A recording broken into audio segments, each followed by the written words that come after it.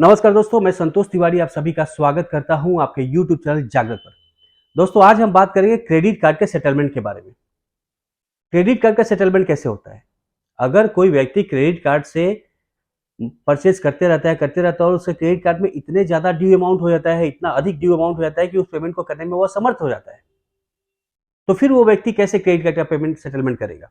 या फिर अगर किसी व्यक्ति ने क्रेडिट कार्ड से लोन लिया है और वो लोन का ईएमआई देने में सक्षम नहीं है, वो लोन का ईएमआई नहीं दे पा रहा है, तो उस सिचुएशन में वो अपना क्रेडिट कार्ड का सेटलमेंट कैसे करेगा?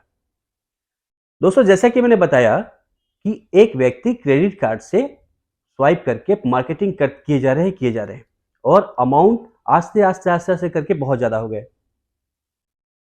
तो जब वो मार्केटिंग कर रहे हैं तो उनको पता है कि वो हर महीने मिनिमम अमाउंट ड्यू का पेमेंट कर रहे हैं या फिर उससे अधिक कर रहे हैं, लेकिन पेमेंट कर रहे हैं।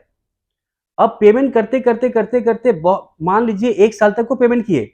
1 साल के बाद उन्हें ये रियलाइज होता है कि अब वो पेमेंट नहीं कर पा रहे हैं, अब वो पेमेंट नहीं कर पाएंगे, उनके पास और कोई ऑप्शन ही नहीं है, उन्हें सेटलमेंट करना ही पड़ेगा। तो अभी तक वो डिफॉल्टर नहीं हुए थे। 1 साल तक कंटिन्यूअसली उन्होंने अपना ईएमआई दिया या फिर मिनिमम अमाउंट जो ड्यू था उनके क्रेडिट कार्ड में वो पैसे दिया, हर महीने देते आ रहे हैं। लेकिन अभी उनको रियलाइज हुआ, 1 साल देने के बाद अगर उनको रियलाइज होता है कि अब वो नहीं दे पा रहे हैं, तो वो अचानक ईएमआई बंद करने से अच्छा है कि वो बैंक को फोन करें। जिस किसी बैंक का क्रेडिट कार्ड वो यूज करते हैं, उस क्रेडिट कार्ड डिपार्टमेंट को credit card customer care service में फोन करें और फोन करके बताएं कि सर, मैं अभी तक 1 साल तक मेरे मेरे जो क्रेडिट कार्ड है उसमें 90,000 या 80,000 रुपये बाकी है। मैं अभी तक 1 साल या 2 साल से पेमेंट करते आ रहा था, लेकिन अब मैं पेमेंट करने में सक्षम नहीं हूँ। तो क्रेडिट कार्ड जो कस्टमर केयर सर्विस है वो बोलेंगे, सर जब तक आप डिफॉल्टर नहीं होते हैं आपका सेटलमेंट के प्रोसेस शुरू ही नहीं होगा। जी हाँ, जब तक आप डिफॉल्टर नहीं होंगे ना, तब तक सेटलमेंट नहीं शुरू होता है। आपको डिफॉल्टर होना पड़ता है। डिफॉल्टर मतलब आप 3 ईएमआई नहीं देते हैं या 4 ईएमआई नहीं देते हैं, उसके बाद आप डिफॉल्टर हो जाते हैं।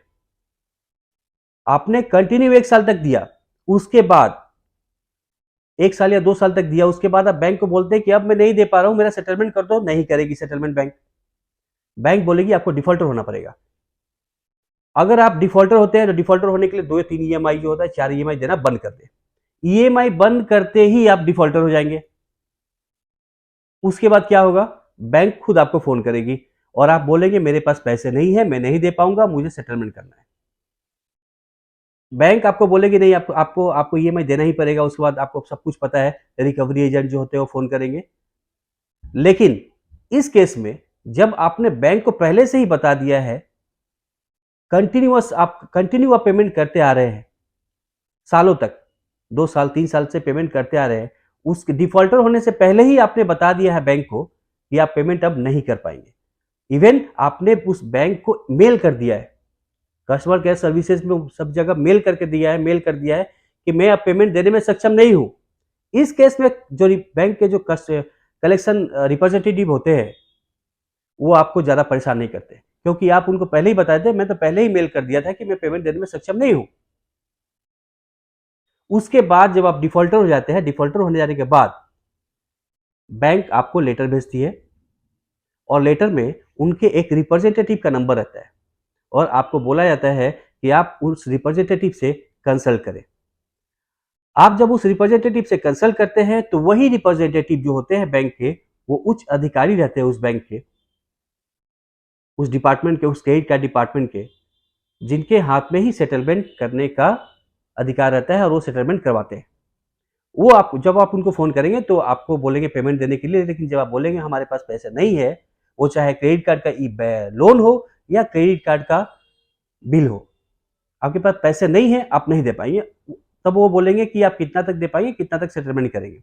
तो इस तरह से सेटलमेंट का प्रोसेस शुरू होता है। उसके बाद क्रेडिट कार्ड कंपनी डिसाइड करती है कि आपका जो क्रेडिट कार्ड, आपका पिछले क्रेडिट स्कोर को देखते हुए कि आपने अभी तक सालों तक जो पेमेंट दिया है, कहीं बाउंस नहीं किया है, अच्छे से पेमेंट दिया है, हर महीने टाइम पे पेमेंट दिया है, ये सब देखते हुए वो डिसाइड करते हैं कि आपका सेटलमेंट कितने परसेंट पे किया जाए। अभी मैं आपके स्क्रीन पे एक सेटलमेंट लेटर दिखाऊंगा। और दोस्तों एक और बात बताना चाहूंगा लेटर दिखाने से पहले कि बहुत सारे बैंक के रिप्रेजेंटेटिव जो होते हैं ना, वो बोलते हैं ठीक है मैं आपको सेटलमेंट कर दूंगा, आपका इतना इतना पैसे आपको देने पड़ेंगे, मैं आ रहा हूं, मुझे कैश दीजिए, आपका सेटलमेंट हो जाएगा। ऐसा कहीं मत करना। जब सेटलमेंट होना रहता है तो बैंक आपको आपके जो रजिस्टर्ड ईमेल आईडी है उस ईमेल आईडी पर सेटलमेंट लेटर भेजती है। बिना सेटलमेंट लेटर मिले हुए आप समझ लेना कि आपका सेटलमेंट नहीं हो रहा है। आपका सेटलमेंट अगर हो रहा है तो सेटलमेंट लेटर आता है आपके ईमेल आईडी पे, और ईमेल आईडी पे जब सेटलमेंट लेटर आ जाता है उसी से ही आपको सेटलमेंट करना, उससे वो मिल जाता है। वो जब भेजा जाता है, भेजने के बाद वो बोलते हैं कि आपका 1 लाख रुपए बाकी है, आप 70,000, 50,000, 80,000 का दे। अगर आप एक्सेप्ट करते हैं उस अमाउंट को तो आप सेटलमेंट कर लीजिए। लेकिन बिना सेटलमेंट लेटर मिले हुए अगर कोई बोलता है रिप्रेजेंटेटिव कि सर आपका सेटलमेंट हो गया है, आप इतना पैसा भेज दो आपका सेटलमेंट हो जाएगा, कभी मत कीजिएगा। बिना सेटलमेंट लेटर मिले हुए आप पैसे मत दीजिएगा। अभी देखिए दोस्तों आप इस स्क्रीन पे ये लेटर, ये है सेटलमेंट लेटर। इस लेटर में आप देख पा रहे हैं एचडीएफसी बैंक का सेटलमेंट लेटर है। सेटलमेंट लेटर का नंबर भी दिया हुआ है, रजिस्टर ऑफिस दिया हुआ है, जिसको दिया गया था मैंने उसका नाम हाइड कर दिया है।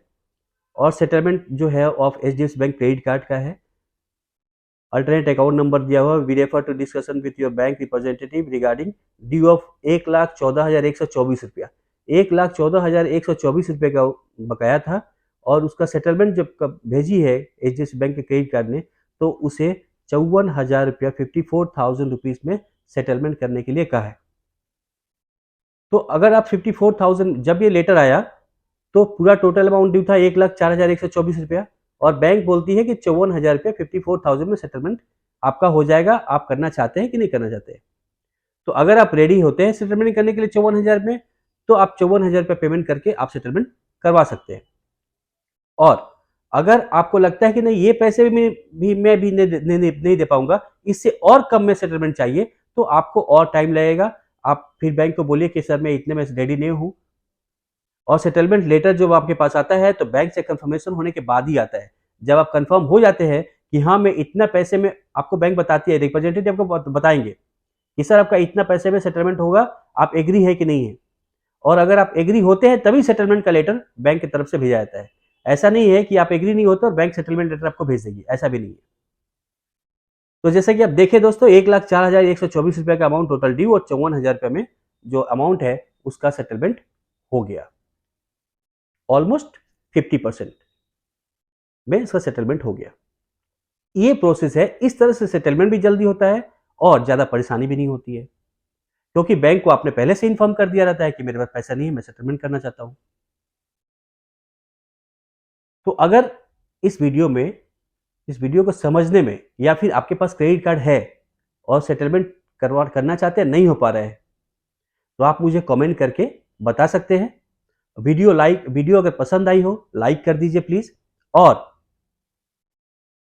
इसी तरह के और वीडियो देखने के लिए आप इस मेरे चैनल को सब्सक्राइब करें, ताकि इस तरह का वीडियो अगर मैं और ही बनाऊं तो आप इसे देख पाए। लाइक करें, कमेंट करें, और आपको मेरा वीडियो कैसा लगा ये भी कमेंट करके जरूर बताइए। तो आज के लिए इतना ही दोस्तों, नमस्कार।